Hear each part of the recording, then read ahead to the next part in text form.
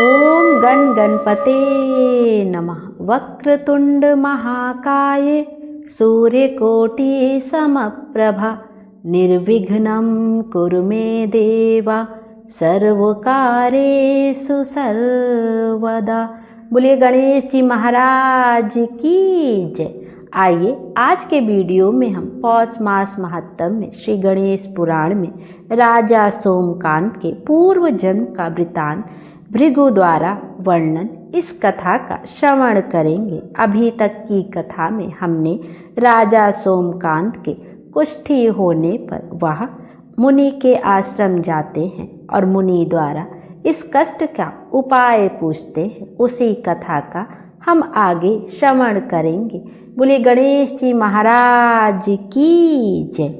कथा के अनुसार राजा अपनी पत्नी और अमात्यों के सहित च्यवन के साथ साथ भृगु आश्रम में जा पहुँचा और उन्हें प्रणाम कर बोला, हे भगवान, हे महर्षि, मैं आपकी शरण हूँ, आप मुझ कुष्ठी पर कृपा कीजिए।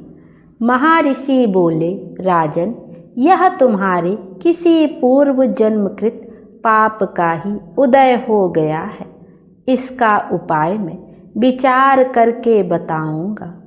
आज तो तुम सब स्नान आदि से निवृत्त होकर रात्रि विश्राम करो। महर्षि की आज्ञा अनुसार सबने स्नान भोजन आदि के उपरांत रात्रि व्यतीत की और प्रातः स्नान आदि नित्य कर्मों से निवृत्त होकर महर्षि की सेवा में उपस्थित हुए। महर्षि ने कहा, राजन, मैंने तुम्हारे पूर्व जन्म का वृतांत जान लिया है और यह भी विदित कर लिया है कि किस पाप के फल से तुम्हें इस घृणित रोग की प्राप्ति हुई है। यदि तुम चाहो तो उसे सुना दूं। राजा ने हाथ जोड़कर निवेदन किया, बड़ी कृपा होगी मुनिनाथ, मैं उसे सुनने के लिए उत्कंठित हूँ। महर्षि ने कहा, तुम पूर्व जन्म में एक धनवान वैश्य के लाडले पुत्र थे। वह वैश्य विंध्याचल के निकट कौलहार नामक ग्राम में निवास करता था। उसकी पत्नी का नाम सुलोचना था। तुम उसी वैश्य दंपत्ति के पुत्र हुए। तुम्हारा नाम कामद था। तुम्हारा लालन पालन बड़े लाड चाव से हुआ। उन्होंने तुम्हारा विवाह एक अत्यंत सुंदरी वैश्य कन्या से कर दिया था, जिसका नाम कुटुंबनी था। यद्यपि तुम्हारी भार्या सुशीला थी और तुम्हें सदैव धर्म में निरत देखना चाहती थी, किंतु तुम्हारा स्वभाव वासनानद होने के कारण दिन प्रतिदिन उच्छृंखल होता जा रहा था। किंतु माता पिता भी धार्मिक थे, इसलिए उनके सामने तुम्हारी उच्छृंखला दबी रही।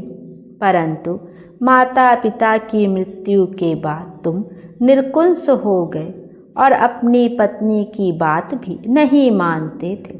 तुम्हें अनाचार में प्रवृत्त देखकर उसे दुख होता था, तो भी उसका कुछ वश ना चलता था। तुम्हारी उन्मत्तता चरम सीमा पर थी। अपनों से भी द्वेष और क्रूरता का व्यवहार किया करता थे। हत्या आदि करा देना तुम्हारे लिए सामान्य बात हो गई। पीड़ित व्यक्तियों ने तुम्हारे विरुद्ध राजा से पुकार की। अभियोग चला और तुम्हें राज्य की सीमा से बाहर चले जाने का आदेश हुआ। तब तुम घर छोड़कर किसी निर्जन वन में रहने लगी। उस समय तुम्हारा कार्य लोगों को लूटना और हत्या करना ही रह गया। एक दिन मध्याह्न काल था। गुणवर्धक नामक एक विद्वान ब्राह्मण उधर से निकला। बेचारा अपनी पत्नी को लिवाने के लिए ससुराल जा रहा था। तुमने उस ब्राह्मण युवक को पकड़कर लूट लिया। प्रतिरोध करने पर उसे मारने लगे तो वह चीत्कार करने लगा, मुझे मत मार, मुझे मत मार, देख मेरा दूसरा विवाह हुआ है, मैं पत्नी को लेने के लिए जा रहा हूँ। किंतु तुम तो क्रोध में ऐसे लीन हो रहे थे कि तुमने उसकी बात सुनकर भी नहीं सुनी। जब उसे मारने लगे तो उसने श्राप दे दिया, अरे हत्यारे, मेरी हत्या के पाप से तू सहस्त्र कल्प तक घोर नरक भोगेगा। तुमने उसकी कोई चिंता ना की और सिर काट लिया। राजन, तुमने ऐसी एक नहीं बल्कि अनेक निरीह हत्याएं की थी, जिनकी गणना करना भी पाप है। इस प्रकार इस जन्म में तुमने घोर पाप कर्म किए थे, किंतु बुढ़ापा आने पर जब अशक्त हो गए तब तुम्हारे साथ जो क्रूर कर्मा थे वे भी किनारा कर गए। उन्होंने सोच लिया कि अब तो इसे खिलाना भी पड़ेगा, इसलिए मरने दो यही। राजन, अब तुम निरालंब थे, चल फिर नहीं सकते थे। भूख से पीड़ित रहने के कारण रोगों ने भी घेर लिया। उधर से जो कोई निकलता तुम्हें घृणा की दृष्टि से देखता हुआ चला जाता, तब तुम आहार की खोज में बड़ी कठिनाई से चलते हुए एक जीर्ण शीर्ण देवालय में जा पहुँचे। उसमें भगवान गणेश्वर की प्रतिमा विद्यमान थी। तब ना जाने किस पुण्य के उदय होने से तुम्हारे मन में गणेश जी के प्रति भक्ति भाव जागृत हुआ। तुम निराहार रहकर उनकी उपासना करने लगे। उससे तुम्हें सब कुछ मिला और रोग भी कम हुआ।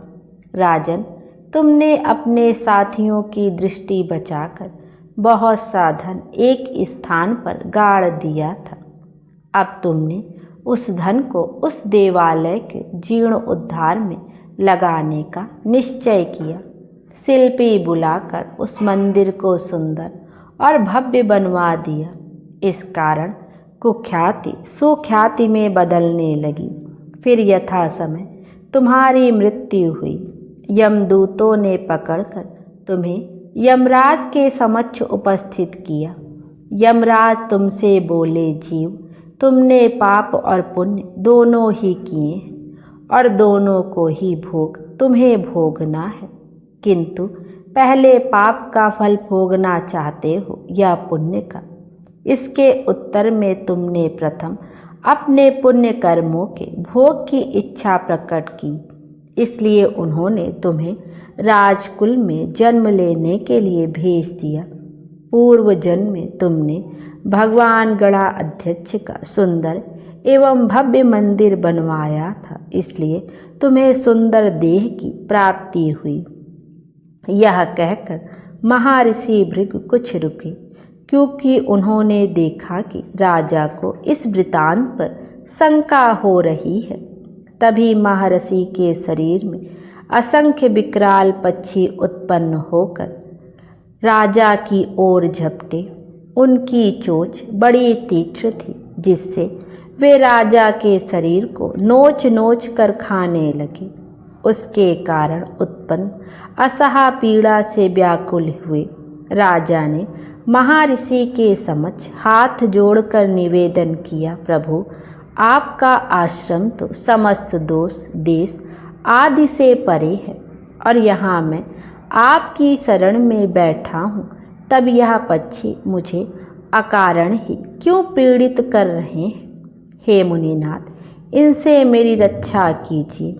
महर्षि ने राजा के आर्त वचन सुनकर सांत्वना देते हुए कहा, राजन, तुमने मेरे वचनों में शंका की थी और जो मुझ सत्यवादी के कथन में शंका करता है उसे खाने के लिए मेरे शरीर से इसी प्रकार पक्षी प्रकट हो जाते हैं, जो कि मेरे हुंकार करने पर भस्म हो जाया करते हैं। यह कहकर महर्षि ने हुंकार की और तभी वे समस्त पक्षी भस्म हो गए। राजा श्रद्धान्वित होकर उनके समक्ष आशुपात करता हुआ बोला, प्रभु, अब आप पाप से मुक्त होने का उपाय कीजिए। महर्षि ने कुछ विचार कर कहा, राजन, तुम पर भगवान गणेश्वर की कृपा सहज रूप से है और वे ही प्रभु तुम्हारे पापों को भी दूर करने में समर्थ हैं। इसलिए तुम उनके पापनाशक चरित्रों का श्रवण करो। गणेश पुराण में उनके चरित्रों का भली प्रकार वर्णन हुआ है, अतएव तुम श्रद्धा भक्ति पूर्वक उसी को सुनने में चित्त लगाओ। राजा ने प्रार्थना की, महामुनि, मैंने गणेश पुराण का नाम भी आज तक नहीं सुना, अब उनको सुनने का सौभाग्य कैसे प्राप्त कर सकूंगा। हे नाथ, आपसे अधिक ज्ञानी और प्रकांड विद्वान और कौन हो सकता है, आप ही मुझ पर कृपा कीजिए। महर्षि ने राजा की दीनता देखकर उसके शरीर पर अपने कमंडल का मंत्रयुक्त जल छिड़का। तभी राजा को एक छींक आई और नासिका से एक अत्यंत छोटा काले वर्ण का पुरुष बाहर निकल आया और देखते देखते वह बढ़ गया। उसके भयंकर रूप को देखकर राजा कुछ भयभीत हुआ, किंतु समस्त आश्रमवासी वहां से भाग गए। वह पुरुष महर्षि के समक्ष हाथ जोड़कर खड़ा हो गया। भृगु ने उसकी ओर देखा और कुछ उच्च स्वर में बोले, तू कौन है, क्या चाहता है? वह बोला, मैं साक्षात पाप हूँ, समस्त पापियों के शरीर में मेरा निवास है। आपके मंत्रयुक्त जल के स्पर्श से मुझे विवश होकर राजा के शरीर से बाहर निकलना पड़ा है। अब मुझे बड़ी भूख लगी है, बताइए क्या खाऊं और मैं कहाँ रहूं? महर्षि बोले, तू उस आम के अवकाश स्थान में निवास कर और उसी वृक्ष के पत्ते खाकर जीवन निर्वाह कर। यह सुनते ही वह पुरुष आम के वृक्ष के पास पहुंचा, किंतु उसके स्पर्श मात्र से वह वृक्ष जलकर भस्म हो गया। फिर जब पाप पुरुष को रहने के लिए कोई स्थान न दिखाई दिया तो वह भी अंतर्हित हो गया। बोलिए गणेश जी महाराज की जय। अब गणेश पुराण के आगे की कथा हम अगले अध्याय में श्रवण करेंगे। राजा द्वारा गणेश पुराण श्रवण का संकल्प कथन, इस कथा का हम आगे के अध्याय में श्रवण करेंगे। बोलिए गणेश जी महाराज की जय। आइए अब गणेश जी की आरती का भी श्रवण करते हैं। जय गणेश जय गणेश जय गणेश देवा, माता जाकी पार्वती पिता महादेवा, एक दंत दयावंत चार भुजाधारी, मस्तक सिंदूर सोहे मूस की सवारी, अंधन को आँख देत कोढ़िन को काया, बाझन को पुत्र देत निर्धन को माया, हार चढ़े फूल चढ़े और चढ़े मेवा, लड्डूवन का भोग लागे संत करे सेवा, दीनन की लाज रखो शंभु सुतवारी, कामना को पूरा कर जग बलिहारी, जय गणेश जय गणेश जय गणेश देवा, माता जाकी पार्वती पिता महादेवा, माता जाकी पार्वती पिता महादेवा। बोलिए गणेश जी महाराज की जय। गणेश जी महाराज हम सबकी मनोकामना पूर्ण करें और हमारे जीवन को खुशियों से भर दें। Thank you.